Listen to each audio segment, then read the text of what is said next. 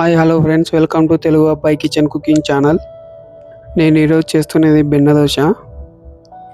మీరు బియ్యం మినుములు నానబెట్టేటప్పుడే పిరికడ అటుకులు, కొన్ని శనగవేళ్ళు, కొన్ని మెంతులు వేసుకోండి. దోశ అనేది బాగా ఎర్రగా వస్తుంది మన హోటల్ స్టైల్లో. కొద్దిగా సోలా పొడి వేసుకొని ఇలా కలబెట్టుకోవాలి. ఏంటి గురుగారు, దోశ ఏమంటే ఐస్ గడ్డ ఎగరేస్తారు? ఆగుతావా రొంచేపు? పెన్నం క్లీన్ చేసుకోవాలరా మూర్ఖుడా. చూడు ఎలా క్లీన్ చేసానో, చూసి నేర్చుకో. అబ్బా గురుగారు, ఏం చెప్తానండి ఐస్ గడ్డని. గురుగారు, బట్ట బదులు పొరక తీసుకొచ్చుగా. ఆ పొరక పట్టుకొని నీ మొహం మీద రుద్దుతారా ఈ ఫ్లాసు, పక్కకి పో. ఇప్పుడు పిండిని 2-3 సార్లు బాగా కలబెట్టుకొని పెన్నం మీద వేసేసుకుందాం. చూసేయండి, ఒకటి మా ఫ్లాస్ గానికి, ఒకటి నాకు. మా ఫ్లాస్ కానీ కొంచెం పెద్దగా వేసానా, నేను కొంచెం చిన్నగా వేసుకుంటా.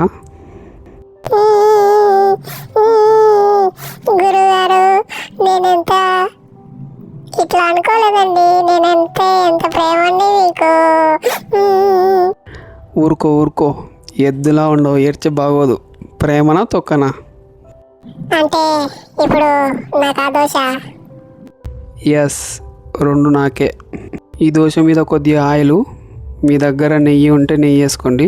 నా దగ్గర ప్రస్తుతానికైతే ఇప్పుడు లేదు, అందుకే నేను ఆయిల్ వేసుకుంటున్నా.